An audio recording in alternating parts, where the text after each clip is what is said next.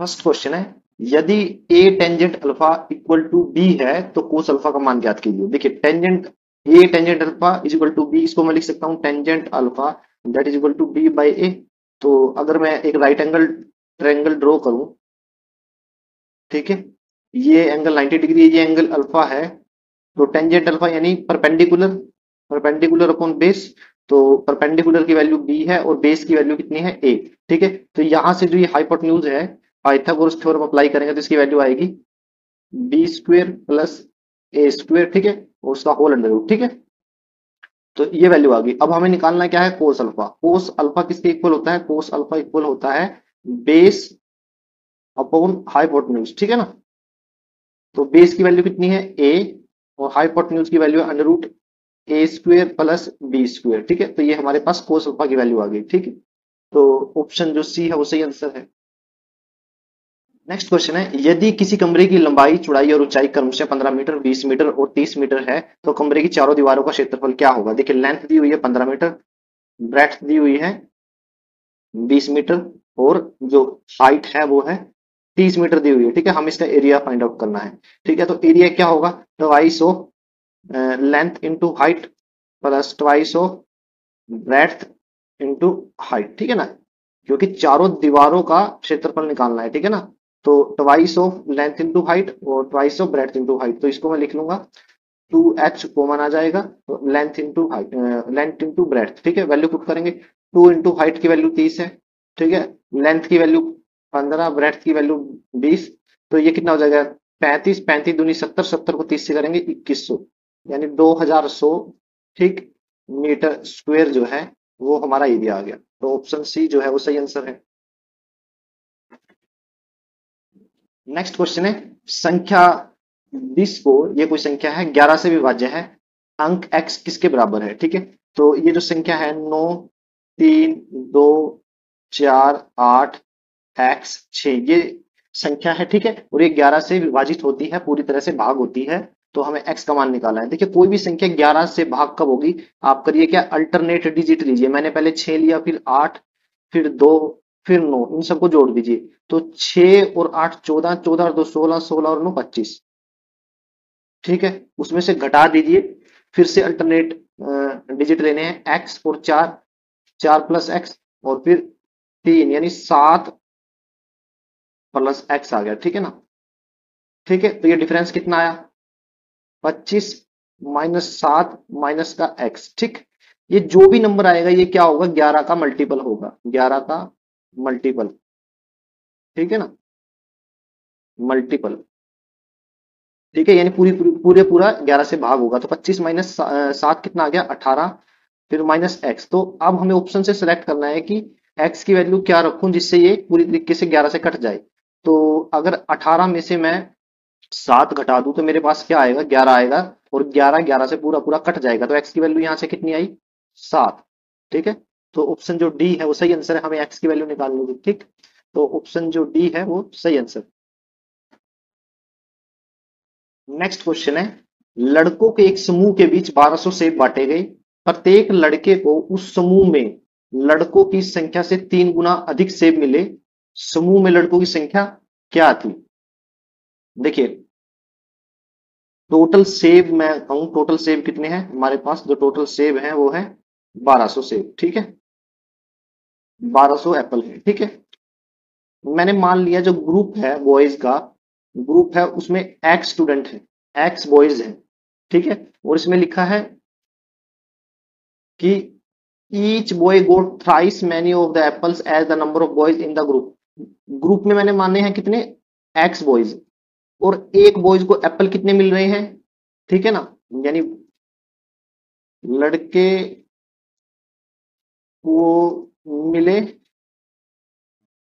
Apple या सेब, ठीक है ना, कितने मिले हैं, that is equal to group की जितनी संख्या उससे 3 गुना, यानी 3x। ठीक है ना, तो हमें समूह में लड़कों की संख्या निकालनी है, यानी x की वैल्यू फाइंड आउट करनी है। देखिए टोटल सेब 1200 है, लड़के x हैं, प्रत्येक लड़के को सेब मिले 3x, तो टोटल सेब स्टेटमेंट के अकॉर्डिंग कितने हुए, एक लड़के को मिले 3x और टोटल लड़के हैं x, तो किसके इक्वल आ जाएंगे 1200 के। यहां से निकालेंगे, 3 से काटेंगे तो 400 आ जाएगा, लेफ्ट हैंड साइड में x का स्क्वायर है और राइट हैंड साइड में 400। तो यहाँ से x की वैल्यू क्या आ जाएगी 20। 400 जो है उसका स्क्वायर रूट 20 होता है। तो यानी लड़कों की संख्या कितनी थी 20। हर एक लड़के को कितने कितने से मिले उसका 3 गुना यानी 60 60। तो ऑप्शन जो ए है वो सही आंसर है। नेक्स्ट क्वेश्चन है if cotangent 3 theta dot cotangent 6 theta is equal to 1 then find the value of tangent 15 theta. देखिए cotangent cotangent 3 theta into cotangent 6 theta किसके इक्वल है 1 के। देखिए कोटेंजेंट ए और कोटेंजेंट बी की मल्टीप्लीकेशन अगर 1 है, मैंने 3 थीटा को ए मान लिया और 6 थीटा को बी, तो दोनों एंगल का जोड़ क्या रहेगा 90 डिग्री। ये कब अगर उनकी गुना cotangent A into cotangent B, यानी देखिए ये फॉर्मूला है cotangent A into cotangent B 1 के इक्वल होगा कब जब इन दोनों एंगल का जोड़ 90 डिग्री होगा। ठीक है, तो यहाँ पे अगर 90 डिग्री है तो 3 थीटा और 6 थीटा इसके इक्वल आ गया 90 डिग्री के, और 3 और 6 9 थीटा किसके इक्वल आ गया 90 डिग्री के। तो यहाँ से थीटा की वैल्यू क्या आई 10 डिग्री।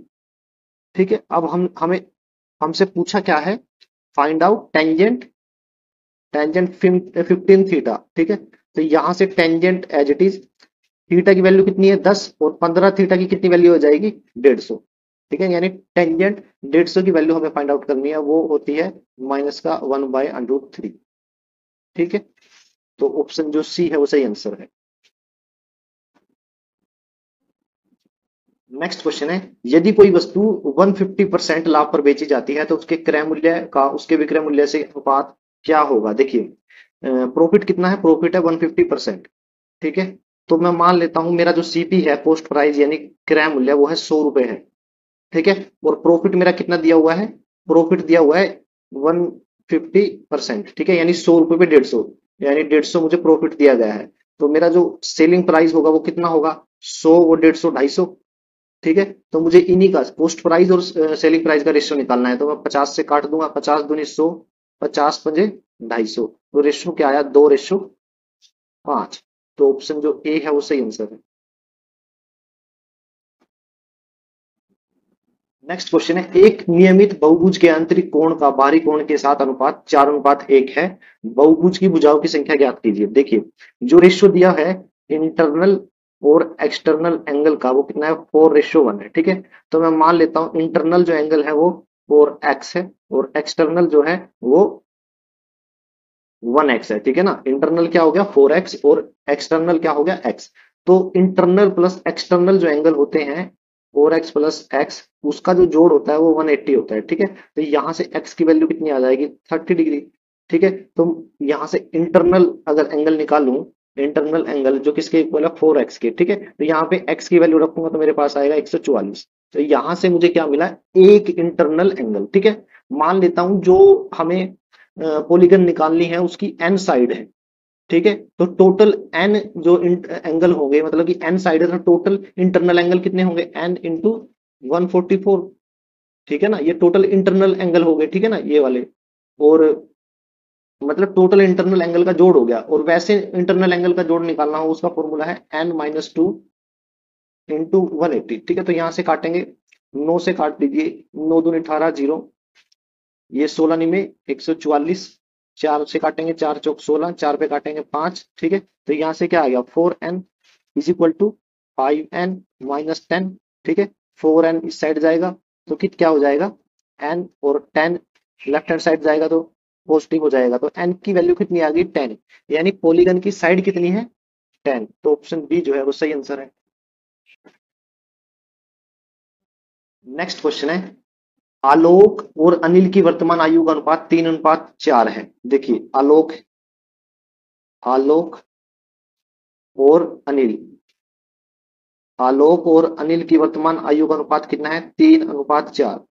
ठीक है, यदि आलोक की आयु अब से 20 वर्ष बाद 62 वर्ष होगी तो अनिल की वर्तमान आयु ज्ञात कीजिए। देखिए आलोक की 20 वर्ष बाद एज कितनी हो जाएगी 62। तो इसका मतलब अभी वर्तमान में वो कितने वर्ष का है, तो 62 में से 20 घटाएंगे तो अभी वो वर्तमान में है 42 वर्ष का। ठीक है ना, तो यहां से देखिए 3 यूनिट की वैल्यू कितनी आ गई 3 यूनिट की वैल्यू आ गई 42 वर्ष। तो 1 यूनिट की वैल्यू कितनी आ जाएगी 42 को 3 से काटेंगे 14 वर्ष। ठीक है ना, एक यूनिट की वैल्यू कितनी आ गई? 14 वर्ष। हमें अनिल की वर्तमान आयु निकालनी है। अनिल की वर्तमान आयु कितनी है? 4 यूनिट। तो यहां से जो उसकी प्रेजेंट एज आएगी वो कितनी आएगी? 14 गुना 4 यानी 56 वर्ष। तो ऑप्शन जो सी है वो सही आंसर है। नेक्स्ट क्वेश्चन है, 10 आदमी एक कार्य को 18 दिनों में पूरा कर सकते हैं। 6 दिनों के बाद 5 और आदमी शामिल हो जाते हैं, शेष कार्य कितने दिनों में पूरा होगा? देखिए, ये मैन है, ठीक है, ये डेज है, ये हमारा टोटल वर्क है, ठीक है। तो 10 आदमी 18 दिनों में काम करते हैं। मैं मान लेता हूं हर एक आदमी की एफिशिएंसी जो है वो 1 यूनिट है। तो 10 आदमी 18 दिनों में कितना काम करेंगे? 180 यूनिट, राइट। अब क्या बोला गया है कि 6 दिनों के बाद 5 आदमी और आ जाते हैं, तो शेष कार्य कितने दिन में होगा? देखिए, 10 आदमी 18 दिन में 180 यूनिट काम करते थे, तो 180 यूनिट हमारा क्या आ गया? Total work. और 6 दिनों के बाद 5 आदमी और आ गए, यानी 6 दिनों तक तो 10 लोगों ने ही काम किया। तो 10 लोगों ने 6 दिन में कितना काम किया? गुना करेंगे तो 60 यूनिट, ठीक है, 60 यूनिट। अब जो रिमेनिंग वर्क है कितना बचा? 180 में से 60 घटाएंगे, 120 यूनिट। तो जो काम बचा है 120 यूनिट रह गया। अब बोला क्या गया है कि 6 दिनों के बाद 5 आदमी और आ गए। पहले कितने थे? 10 और 5 और आ गए, यानी अब 5 और आए हैं, तो टोटल आदमी कितने हो गए? 15। और हमें यहाँ पे डेज की वैल्यू निकालनी है, कितने दिन में काम होगा। तो 120 क्या है? Total work. और मैन पावर क्या है? 15, ठीक है। तो 15 से काटेंगे, 15 × 120, ठीक है ना। तो 8 दिन हमारा आंसर आ गया। तो option D is the right answer. Next question है, एक समबाहु त्रिभुज का परिमाप 36 मीटर है और इसकी ऊंचाई की लंबाई 6 मीटर है। त्रिभुज का क्षेत्रफल क्या है? देखिए, एक इक्विलेटरल ट्रायंगल है, ठीक है, जिसका परिमाप कितना है? 36 मीटर। 36 मीटर है तो प्रत्येक लंबाई बराबर होती है, तो एक लंबाई की वैल्यू क्या आ जाएगी? वो रहेगी 36 को 3 से भाग करेंगे 12 मीटर, ठीक है, ये भी 12 मीटर और ये भी 12 मीटर, ठीक है। अब हमें क्या बोला गया है कि इसकी ऊंचाई की लंबाई 6 मीटर है। तो यहां से मैं एक परपेंडिकुलर ड्रॉ करता हूं, ठीक है, और इसकी ऊंचाई कितनी दी गई है? 6 मीटर, राइट। तो हमसे पूछा है त्रिभुज का क्षेत्रफल ज्ञात कीजिए। एरिया क्या होता है?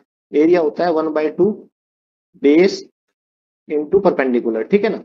तो 1/2 बेस कितना है? बेस है 12 और हाइट कितनी है? 6। तो काटेंगे, 2 से काटिए, 2 तिया 6, तो 12 तिया 36, यानी 36 मीटर स्क्वायर, ये क्या आ गया? हमारा एरिया। तो ऑप्शन ए जो है वो सही आंसर है।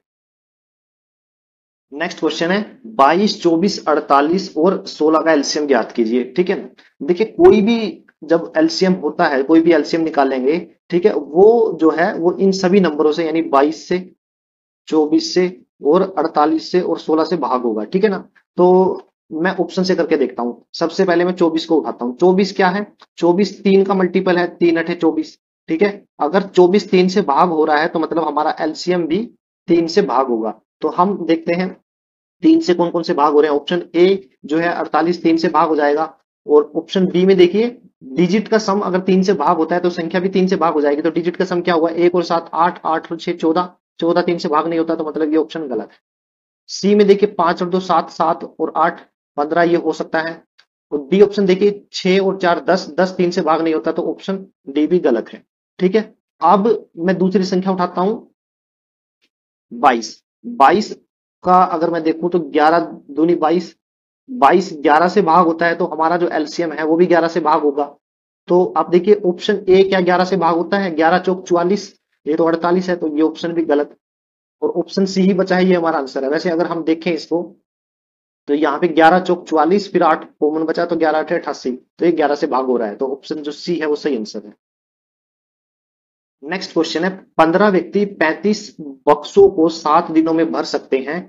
65 बक्सों को 5 दिनों में भरने के लिए कितने व्यक्तियों की आवश्यकता होगी? देखिए, इस टाइप के क्वेश्चन में फॉर्मूला लगता है m1d1 by w1 that is equal to m2 d2 and w2। हालांकि यहाँ पे h1 और h2 भी होता है, जब वो हावर्स दिए हुए हो टाइम के साथ, यानी डेज के साथ हावर्स भी दिए हुए, तब उसको यूज करते हैं, ठीक है ना। तो अब देखिए, फर्स्ट कंडीशन में जो मैन पावर है यानी m1 वो कितनी है? 15 और टाइम कितना है 7 डेज, यानी M1 की वैल्यू कितनी है 15 और D1 की वैल्यू कितनी है 7 और W1 यानी हमें करना क्या है, क्या काम करना है, बक्सों को भरना है। बक्से कितने हैं 35, तो वर्क कितना आ गया W1 35, किसके इक्वल है सेकंड उसमें कंडीशन में M2 हमें निकालना है। हमसे पूछा है कितने व्यक्ति, तो M2 हमें निकालना है D2, या इस केस में H1 और H2 नहीं कंसीडर करेंगे, D2 यानी कितने दिन दिए हुए हैं 5 दिन, ठीक है ना। और W2 काम कितना करना है, अब 65 बक्से भरने हैं, ठीक है। तो यहां से कैंसिल आउट करेंगे, 7 पे काटेंगे 7 पंजे 35, 5 से काटेंगे 5 दिए 15, ठीक है। फिर यहाँ से 5 से काटेंगे 5 एक 13 पंजे 65, ठीक है। 13 जो है लेफ्ट हैंड साइड में जाएगा तो 3 से मल्टीप्लाई हो जाएगा, तो M2 की वैल्यू कितनी आ जाएगी 13 थी 39 39। तो ऑप्शन जो डी है वो सही आंसर है। नेक्स्ट क्वेश्चन है 1200 रुपए पर 3 वर्षों के लिए दो अलग अलग स्रोतों से वसूले गए साधारण ब्याज के बीच का अंतर 10 रुपए 80 पैसे है, उनकी ब्याज दरों के बीच का अंतर क्या है। तो मैं मान लेता हूं पहले केस में जो रेट है वो कैपिटल आर है, दूसरे में स्मॉल आर है। तो पहली कंडीशन देखेंगे तो सिंपल इंटरेस्ट वन केस में क्या आएगा, मूलधन गुना दर गुना समय बटे 100। यहाँ पे जो आंसर आया मेरे पास सिंपल इंटरेस्ट फर्स्ट केस में कितना आ गया 36 आर, ठीक है ना। और सिंपल इंटरेस्ट सेकंड केस में क्या है 36 स्मॉल आर, और दोनों का डिफरेंस कितना दिया हुआ है 10 रुपये 80 पैसे, यानी 36 R minus 36 small R that is equal to 10 rupees 80 पैसे, ठीक है। तो यहां से 36 को हम लेंगे तो capital R minus small R, यही हमें निकालना है, किसके इक्वल आ जाएगा 10.8/36, ठीक है। 36 दिए 108 और डेसिमल लगाएंगे तो डेसिमल 3, तो दोनों जो रेट है उनके बीच का डिफरेंस कितना प्रतिशत आ गया 0.3%। तो ऑप्शन जो सी है वो सही आंसर है। नेक्स्ट क्वेश्चन है संख्या 36 72 और 144 का एलसीएम ज्ञात कीजिए। देखिए 144 जो है वो 72 से भाग हो जाता है और 36 से भी भाग हो जाता है, 72 दूनी 144 और 36 चौक 144, तो इसका मतलब एलसीएम क्या आ गया हमारा 144, तो ऑप्शन बी जो है वो सही आंसर है। नेक्स्ट क्वेश्चन है यदि दो वर्गों के विकर्णों का अनुपात 3:5 है तो उनके क्षेत्रफल का अनुपात ज्ञात कीजिए, यह अनुपात क्या होगा। देखिए अगर विकर्ण का अनुपात दिया हुआ है, ठीक है ना, विकर्ण का अनुपात दिया हुआ है 3:5, ठीक है, तो एरिया का रेशियो क्या रहेगा, क्षेत्रफल का रेशियो क्या रहेगा, इनका स्क्वायर कर दीजिए 3 स्क्वायर एंड 5 स्क्वायर, तो यहाँ पे क्या अनुपात आया 9:25, ठीक है। तो ऑप्शन ए जो है वो सही आंसर है।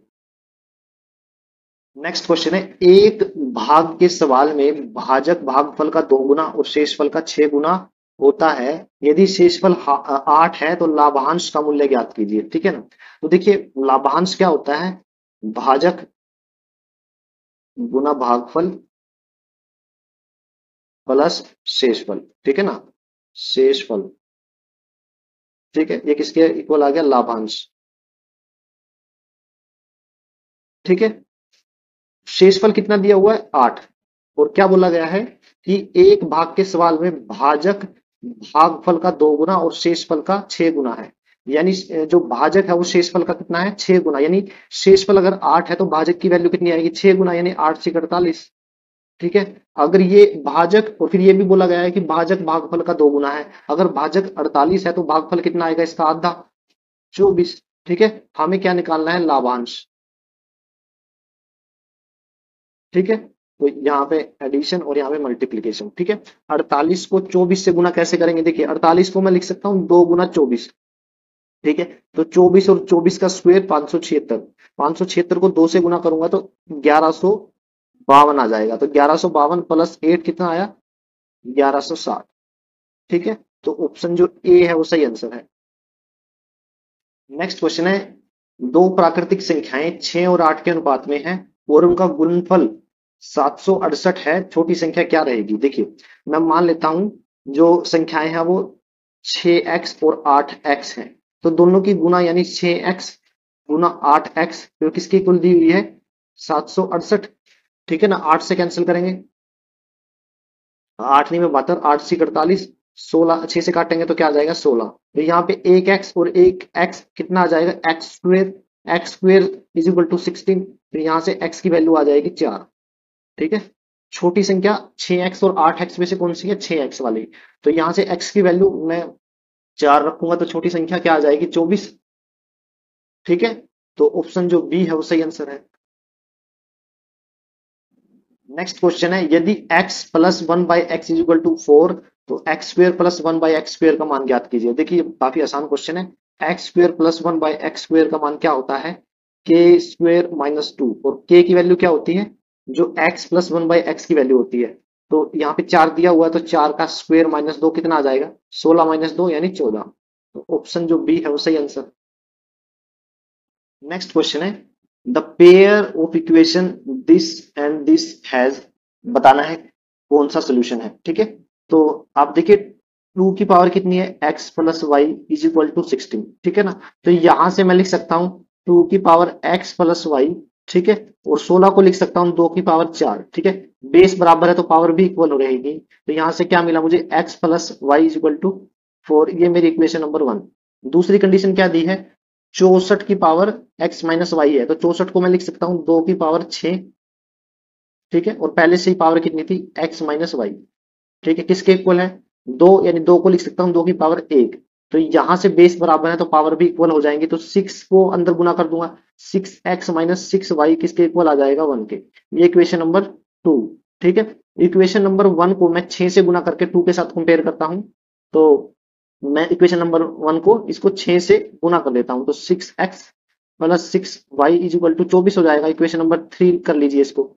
ठीक है, तो 2 और 3 को ऐड करने पर, 2 और 3 को ऐड करने पर तो मैं इसको यहां पे कर देता हूं। 6x minus 6y is equal to 2, और 6x plus 6y that is equal to 24। तो y से 6y से 6y कट जाएगा। ठीक है, तो यहाँ पे कितना आया? 12x। ठीक है, और राइट हैंड साइड में कितना आ जाएगा? देखिए यहाँ पे कितना है? 1 है यहाँ पे, 2 नहीं है, यहाँ पे 1 है। तो 1 और 24 25। ठीक है ना, तो 12x की वैल्यू 25 आ गई। तो x की वैल्यू कितनी आई है? 25/12। ठीक है, इसी तरीके से हम y की वैल्यू निकालेंगे, तो y की वैल्यू कितनी आ जाएगी? 23/12। ठीक है ना, तो ये क्या आ गया? Unique solution. तो ऑप्शन डी जो है वो सही आंसर है। x की वैल्यू हमने निकालनी थी, इसी तरीके से y की वैल्यू आ जाएगी। ठीक है, नेक्स्ट क्वेश्चन है, 7 संतरे के पेड़, 28 सेब के पेड़ और 42 आम के पेड़ों को पंक्तियों में इस प्रकार लगाना है कि प्रत्येक पंक्ति में एक ही किस्म के पेड़ों की संख्या समान हो। पंक्तियों की न्यूनतम संख्या जिसमें पेड़ लगाए जा सकते हैं कितनी होगी? देखिए संतरे के कितने पेड़ हैं? संतरे के हैं 7, और सेब के कितने हैं? 28। ठीक है, और आम के कितने हैं? 42। ठीक है, हमें एक ही पंक्ति में सब एक ही जैसे पेड़ लगाने हैं। ठीक है, और सभी पंक्तियों में एक समान पेड़ होने चाहिए, मतलब पंक्तियों में पेड़ों की संख्या भी समान होनी चाहिए और एक ही किस्म के पेड़ होने चाहिए। तो सबसे पहले हम इसका एचसीएफ निकालेंगे। ठीक है, तो एचसीएफ क्या रहेगा? अब देखिए 7 में 7 कॉमन है, 28 में क्या आ जाएगा? 7 कॉमन, 42 में भी 7 कॉमन, तो एचसीएफ आया 7। ठीक है ना, तो 7 हमारा एचसीएफ है। तो टोटल नंबर ऑफ रो कितनी आ जाएंगी? टोटल नंबर ऑफ ट्री, यानी ये कितनी है? 42 और 28 कितने आ जाएंगे? 70। 70 और 7 77, यानी 77 कितने हैं? ट्री। ठीक है, और एचसीएफ कितना है? 7। तो 7 से काटेंगे 70 को, तो 11 7 77, रो कितनी आ जाएगी? 11। तो ऑप्शन डी जो है वो सही आंसर है। ठीक है, अब थोड़ा सा देख भी लेते हैं। देखिए अगर एक रो में 7 पेड़ हैं तो एक रो किसकी बनेगी? सेब की।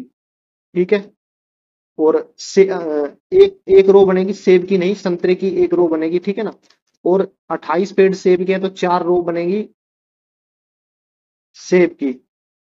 ठीक है, और 42 आम के पेड़ हैं तो 7 से भाग करके 6 रो बनेगी आम की। ठीक है ना, ये आम है। तो टोटल रो कितनी होगी? 6 और 4 10, 10 और 1 11। तो ऑप्शन जो डी है वो सही आंसर है। नेक्स्ट क्वेश्चन है, यदि cos x plus 1 by cos x बराबर है 2, तो cos की पावर n प्लस 1 बाई कोस की पावर n का मान क्या रहेगा? ठीक है ना, देखिए cos x plus 1 by cos x बराबर है 2। ठीक है ना, ये इक्वेशन तभी सेटिस्फाई होगी जब cos x को मैं 1 पुट करूंगा। ठीक है ना, अगर मैं cos x को 1 पुट कर दूं तो ये जो इक्वेशन है पूरी ये सेटिस्फाई हो जाएगी। ठीक है, तो अगर ये सेटिस्फाई हो रही है तो मतलब cos x की वैल्यू क्या आ गई? 1। अब जो हमें निकालना है उस इक्वेशन में मैं cos x की वैल्यू पुट करता हूं। तो cos x की वैल्यू मैंने पुट की, cos x की जगह मैंने 1 रख दिया, तो 1 की पावर कितनी है n प्लस 1/1 की पावर n। ठीक है ना, 1 की पावर कुछ भी रखिए 1 ही आएगा, प्लस 1/1 की पावर कुछ भी रखिए 1, तो हमारे पास क्या वैल्यू आई 1 + 1 2। ठीक है, तो ऑप्शन डी जो है वो सही आंसर है। नेक्स्ट क्वेश्चन है, यदि समांतर चतुर्भुज का एक कोण सबसे छोटे कोण के दोगुने से 48 डिग्री कम है, तो समांतर चतुर्भुज के सबसे बड़े कोण का माप क्या होगा। देखिए, एक समांतर चतुर्भुज है,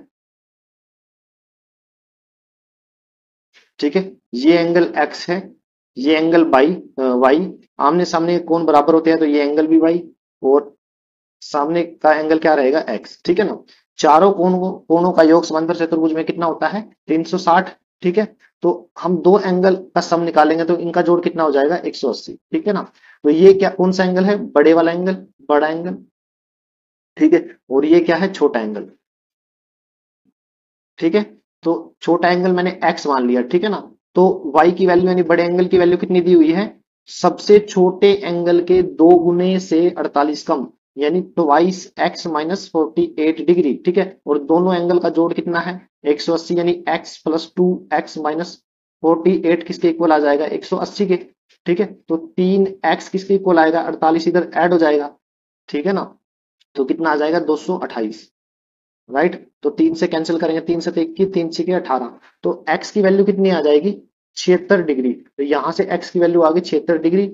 और हमें तो सबसे बड़ा कोण निकालना था, यानी y की वैल्यू निकालनी थी। y की वैल्यू कितनी रहेगी 180 माइनस 76, यानी y की वैल्यू आ गई मेरे पास 104 डिग्री। ठीक है ना, तो ऑप्शन जो ए है वो सही आंसर है।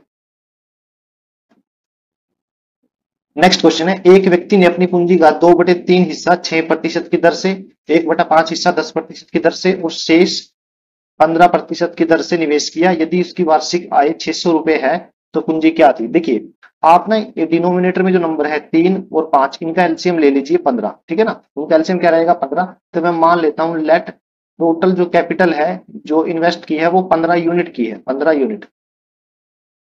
ठीक है, 15 यूनिट की है। तो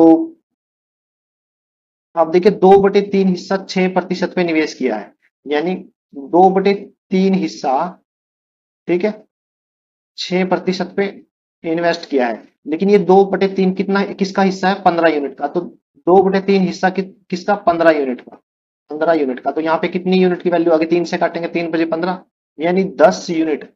10 यूनिट उसने दी 6% पे। ठीक है, उसके बाद 1/5, ठीक है, किसका 15 यूनिट का, उसने ये कितनी रेट पे इन्वेस्ट किया 10% पे। ठीक है, तो यहां से कितना आएगा 5×3 = 15, यानी 3 यूनिट। 3 यूनिट पे क्या रेट था 10%, और जो बचा हुआ है शेष वो है 15% पे। तो टोटल कितना था 15 यूनिट, 10 यहाँ पे दिया 3 यहाँ पे, तो बचा कितना 2 यूनिट। 2 यूनिट किस रेट से इन्वेस्ट किया 15%। ठीक है, और 1 साल का हमें टोटल ब्याज भी दिया हुआ है, वो कितना है 600 रुपए। ठीक है, तो पहली कंडीशन में आप देखिए 10 यूनिट पे 6% ब्याज है, 6% के हिसाब से कितना ब्याज लगेगा 10 × 6% यानी 6/100। ठीक है, ये किसके इक्वल आ गया 0.6 यूनिट। ठीक है, इसी तरह यहां से कितना आ गया 10×30/100 यानी 0.3 यूनिट। ठीक है, और यहाँ भी 15×2 = 30 यानी 0.3 यूनिट। ये क्या आ गया हमें एक तरह से वार्षिक आय, यानी जो इन्वेस्ट किया था उसका एक तरह से ब्याज। तो यहाँ पे अगर मैं तीनों को जोड़ दूं तो मेरे पास कितना आएगा 1.2 यूनिट। ये क्या आ गया मेरी वार्षिक आय, किससे जो मैंने पैसा इन्वेस्ट किया था। और ये एक्चुअल में किसके इक्वल है, ये एक्चुअल में इक्वल है 600 रुपए के, यहाँ से 600 रुपए। ठीक है ना, तो 1/2 को 600 पे काटूंगा तो मेरे पास आएगा 500, यानी 1 यूनिट की वैल्यू कितनी आ गई 500 रुपए। ठीक है, मेरे को टोटल कैपिटल फाइंड आउट करनी है, पूंजी निकालनी है टोटल। मैंने टोटल कैपिटल कितना माना हुआ है 15 यूनिट, तो 15 × 500 कितना आ जाएगा 15×5 = 75, यानी 7,500 रुपए। ठीक है, तो ऑप्शन जो डी है वो सही आंसर है। नेक्स्ट क्वेश्चन है, √36 और √64 का एलसीएम फाइंड आउट करना है। तो सबसे पहले √36 किसके इक्वल आता है 6 के, और √64 किसके इक्वल होता है 8 पे। ठीक है, तो कौन सा सबसे कम नंबर है जो 6 और 8 दोनों से भाग होगा, तो वो क्या है 24। 6 चौका 24, 8 3 24। ठीक है, काफी इजी क्वेश्चन था, तो ऑप्शन जो डी है वो सही आंसर है। नेक्स्ट क्वेश्चन है, यदि 36 रुपए के विक्रय मूल्य के परिणाम स्वरूप सूची मूल्य पर 10% की छूट मिलती है, किस विक्रय मूल्य पर सूची मूल्य पर 20% की छूट मिलेगी? ठीक है, तो लिस्ट प्राइस मैं मान लेता हूं, हमारा जो लिस्ट प्राइस है, ठीक है, वो 100 यूनिट है। ठीक है, 100 यूनिट है तो इसके ऊपर डिस्काउंट कितना दिया हुआ है? 10%। ठीक है, 10% डिस्काउंट करने के बाद अब 100 यूनिट का 10% कितना होता है? 10 यूनिट। ठीक है, तो सेलिंग प्राइस कितना दिया हुआ है? 36 रुपए। ठीक है ना, विक्रय मूल्य कितना दिया हुआ है? 36 रुपए। कब? जब लिस्ट प्राइस पे 10% का डिस्काउंट मिले। ठीक है ना, तो अब देखिए डिस्काउंट 10 यूनिट मिलने के बाद हमें क्या मिला कि 90 यूनिट। ठीक है ना, 10 यूनिट को मैंने 100 यूनिट में से घटा दिया, तो 90 यूनिट की वैल्यू हमें क्या दी हुई है? 36 रुपीज। ठीक है, पूछा क्या है कि किस विक्रय मूल्य पे, विक्रय मूल्य निकालना है यदि सूची मूल्य पर 20% की छूट मिले। अब लिस्ट प्राइस तो हमने 100 यूनिट माना हुआ है, अगर इस पे 10 की बजाय 20% की छूट मिले, 20% की छूट मिल गई यानी 20 यूनिट की छूट। ठीक है, तो 100 यूनिट में से 20 का डिस्काउंट मिल गया, तो सेलिंग प्राइस कितना है? 80 यूनिट। ठीक है, पहले 90 यूनिट की वैल्यू कितनी थी? 36 रुपए। यहां से 10 यूनिट की वैल्यू निकालू तो कितना आएगा? 9 से भाग करेंगे तो 4 रुपए। तो 10 यूनिट की वैल्यू 4 रुपए है, तो 80 यूनिट की वैल्यू कितनी आ जाएगी? 4 गुना 8 यानी 32 रुपए। यही हमें निकालनी थी, तो सेलिंग प्राइस कितना आ गया? 32 रुपीज। ऑप्शन जो सी है वो सही आंसर। नेक्स्ट क्वेश्चन है, 100 छात्रों की कक्षा में एक निश्चित विषय में प्राप्त औसत अंक 25 है। तो 100 स्टूडेंट हैं, उनका जो औसत है, एवरेज है, वो 25 है। ठीक है ना, तो यहाँ पे अगर मैं सम निकालूं तो कितना आएगा? 100 गुना 25 यानी सम आ गया मेरे पास 2500। राइट, दूसरा क्या है? 50 छात्रों की एक कक्षा में उसी विषय में प्राप्त औसत अंक 70 है। अब छात्र कितने हैं? 50, और औसत कितना है? 70। ठीक है, अगर यहाँ पे सम निकालूं तो 50 गुना 70 यानी सम आ गया मेरे पास 3500। ठीक है, और टोटल स्टूडेंट कितने हो गए? स्टूडेंट यहाँ पे आएंगे। ठीक है ना, टोटल स्टूडेंट हो गए 100 और 50 150। ठीक है, हमसे पूछा क्या है?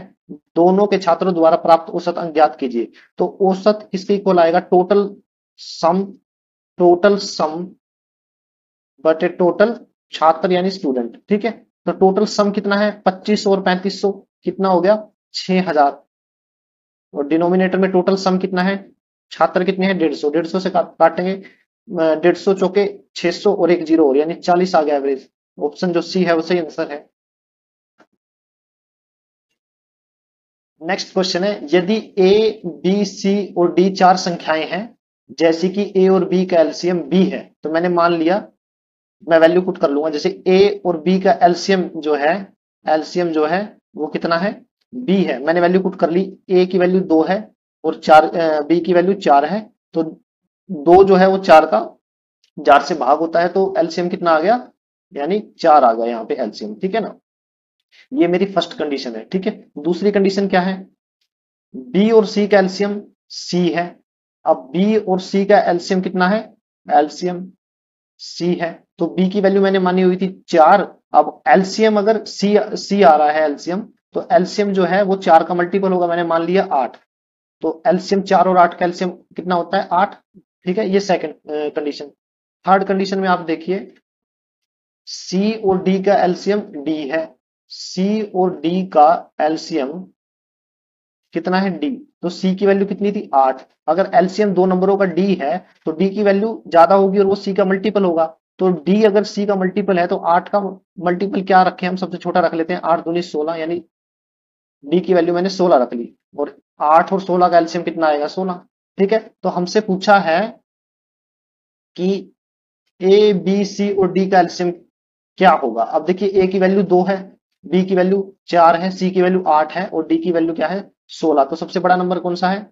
16, जो ए बी सी तीनों से भाग होगा, तो यही हमारा एलसीएम है। तो एलसीएम क्या है? डी। ठीक है ना, जो वैल्यूज है वो तो एक एग्जांपल था समझाने के लिए, तो हमारा एलसीएम क्या रहेगा? डी। तो ऑप्शन ए जो है वो सही आंसर है। नेक्स्ट क्वेश्चन है, मोबाइल की कीमत पहले 20% कम हुई, फिर 10% बढ़ गई, कीमत में शुद्ध परिवर्तन क्या होगा? देखिए, फर्स्ट केस में क्या हुआ है, कीमत 20% घट गई, 20% क्या हुई है, डिक्रीज हुई है, इसलिए मैंने माइनस में लिया। सेकंड कंडीशन में क्या है, 10% क्या हो गई, इंक्रीज हो गया यानी पॉजिटिव। इसको एक्स से डिनोट कर लीजिए, इसको वाई से, ठीक है। तो इक्विवेलेंट क्या रहेगी दोनों का, तो इसका फॉर्मूला रहता है X plus Y plus X Y by 100, ठीक है ना। तो वैल्यू पुट करेंगे यहाँ पे, एक्स की वैल्यू माइनस का 20, वाई की वैल्यू 10 प्लस एक्स की वैल्यू कितनी है, माइनस का 20, राइट, इंटू 10, सॉरी ये 10, डिनोमिनेटर में कितना आ जाएगा 100, ठीक है। तो यहाँ से कितना आया, -20 प्लस 10 माइनस का 10, ठीक है। और यहाँ पे 2 जीरो से 2 जीरो कैंसिल, माइनस का 2, तो ओवरऑल कितना आ गया, माइनस का 12। तो ये कितना हुआ, -12 क्या हुआ है, डिक्रीज हुई है। तो यहाँ पे माइनस प्लस नहीं दिया हुआ, तो हमसे पूछा है कीमत में शुद्ध परिवर्तन क्या होगा, तो वो रहेगा 12%। ऑप्शन डी जो है वो सही आंसर। नेक्स्ट क्वेश्चन है, एक आदमी एक स्कूल से पार्क तक 20 किलोमीटर प्रति घंटा की गति से जाता है या यात्रा करता है। तो ये स्कूल है, ये पार्क है, ठीक है।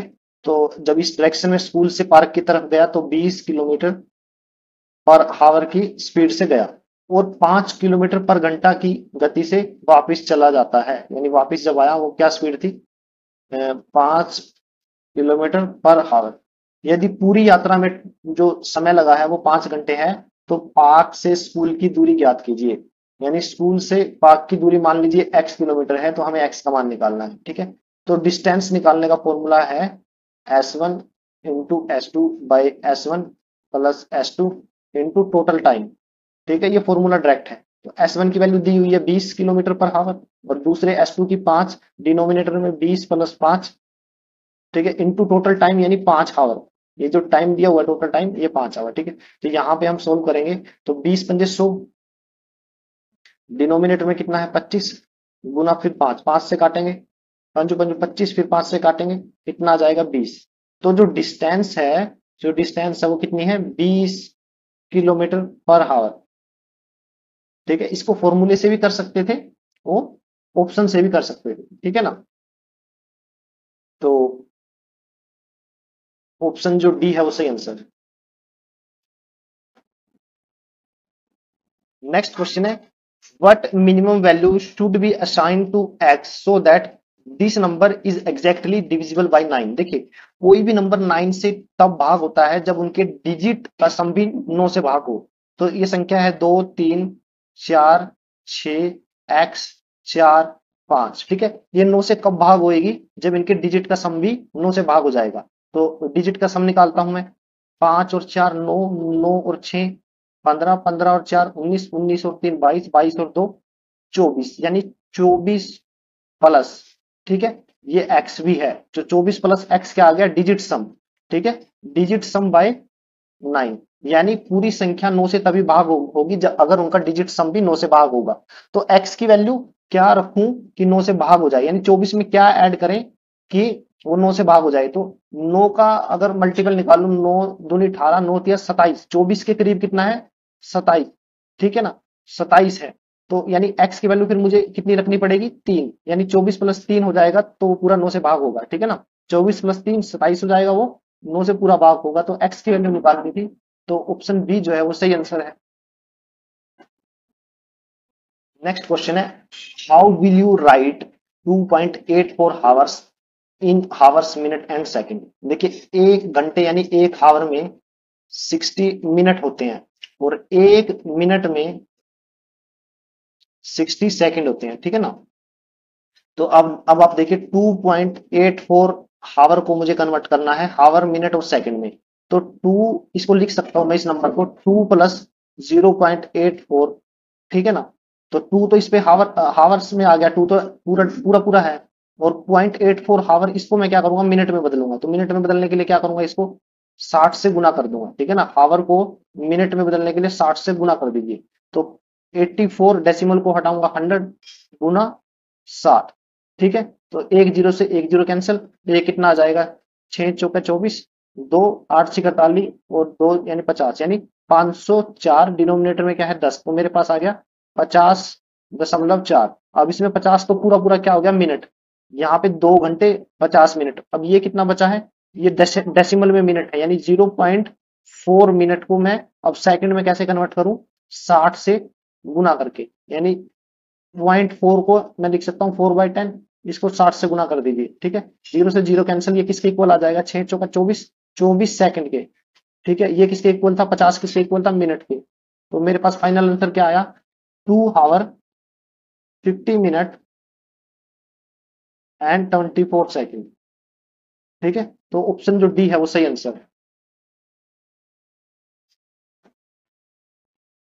नेक्स्ट क्वेश्चन है, the given table shows the detail of the expenditure increased by a tea garden during the year 2013 to 17। देखिए एक टी गार्डन है, ठीक है ना, उसका एक्सपेंडिचर क्या क्या है वो 2013 से 17 तक टेबल में दिखाया गया है, ठीक है ना। और वो क्या है, salary, fuel, bonus, interest on loan और टैक्सेस, ठीक है ना। अब पूछा गया है कि इन विच ईयर, किस साल में, total expenditure on tax, tax के ऊपर total expenditure and interest on loan, tax के ऊपर और interest on loan is less than the expenditure on fuel, यानी इन दोनों को मैं अगर जोड़ दूं तो इन दोनों का टोटल एक्सपेंडिचर फ्यूल से कम होना चाहिए, वो साल पूछ रहा है। देखिए अगर मैं 2013 देखूं तो 4 और 8 जोड़ूंगा तो तकरीबन 22 बैठेगा, ठीक है ना। ये 20 से ज्यादा है, तो पहला जो 2013 गलत। फिर दूसरे में देखूं 7 और 22 तकरीबन 29, ठीक है। 29 भी 23 से ज्यादा है, तो ये भी गलत, कम होना चाहिए। तो 8 और 16, ठीक है, ये कितना आ गया, तकरीबन 24, ठीक है। ये 19 से ज्यादा है, ये भी नहीं आएगा। अब देखिए यहाँ पे देखिए 6 और 17 तकरीबन आ गया यहाँ पे 23, 23 पॉइंट समथिंग, ठीक है। लेकिन यहाँ पे कितना दिया हुआ है, 28.8, तो यहाँ 28.8 ज्यादा है, तो यानी ये हमारा ऑप्शन, ठीक है ना। ये हमारा जो ईयर है ये हमारा आंसर रहेगा, यानी 2016। 2016 में फ्यूल का जो एक्सपेंडिचर है वो ज्यादा है लोन प्लस टैक्सेस से, ठीक है ना। एग्जैक्ट निकालने की जरूरत नहीं है, जस्ट आप थोड़ा थोड़ा हिसाब लगा के चेक करोगे तो आपको आंसर पता चल जाएगा। तो ऑप्शन जो सी है वो सही आंसर। नेक्स्ट क्वेश्चन है, the given table show the detail of expenditure increased by a tea garden during the year 2013 to 17।